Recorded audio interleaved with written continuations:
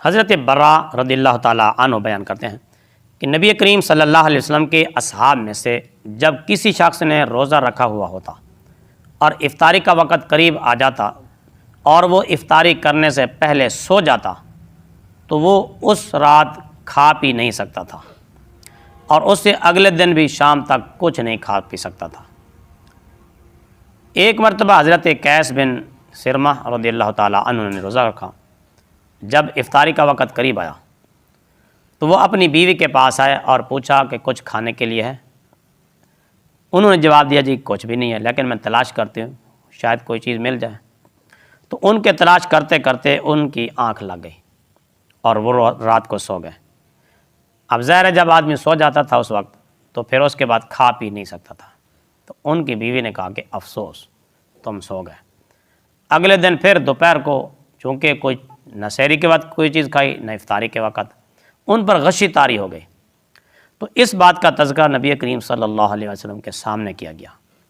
تو جب آپ کے سامنے اس بات کا ذکر ہوا تو اللہ تبارک و تعالیٰ نے ان کی وجہ سے رات کو کھانا پینا حلال کر دیا، اور یہ آیت مبارکہ نازل ہوئی، احل لکم لیلۃ الصیام الرفث الی نسائکم ہن لباس لکم وانتم لباس لہن، کہ تمہارے لیے رمضان المبارک کی راتوں میں بیویوں کے ساتھ صحبت کرنا حلال قرار دے دیا گیا ہے، اور وہ تمہارا لباس ہیں اور تم ان کا لباس ہو۔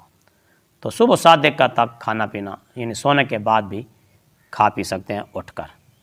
تو جب یہ آیت مبارکہ نازل ہوئی تو لوگ بہت خوش ہوئے۔ عن ابی الدرداء رضی اللہ تعالی عنہ قال قال رسول اللہ صلی اللہ علیہ وسلم هو الغداء المبارک یعنی السحور۔ حضرت ابو درداء رضی اللہ تعالیٰ عنہ روایت کرتے ہیں کہ نبی کریم صلی اللہ علیہ وآلہ وسلم نے سحری کے بارے میں فرمایا هو الغداء المبارک، یعنی یہ بہت ہی مبارک ناشتہ ہے، بابرکت چیز ہے۔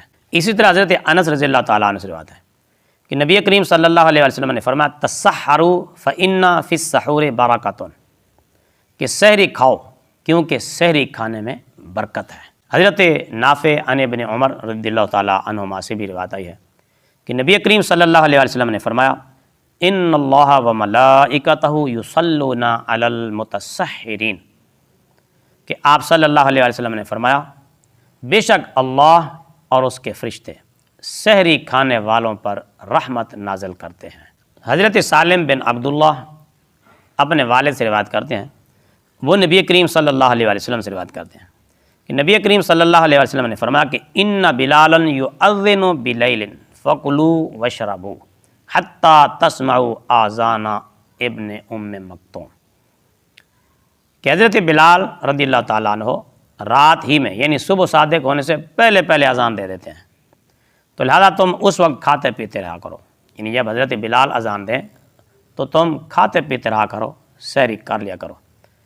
جب حضرت ابن ام مکتوم اذان دیں تو تم پھر کھانا پینا بند کر دیا کرو۔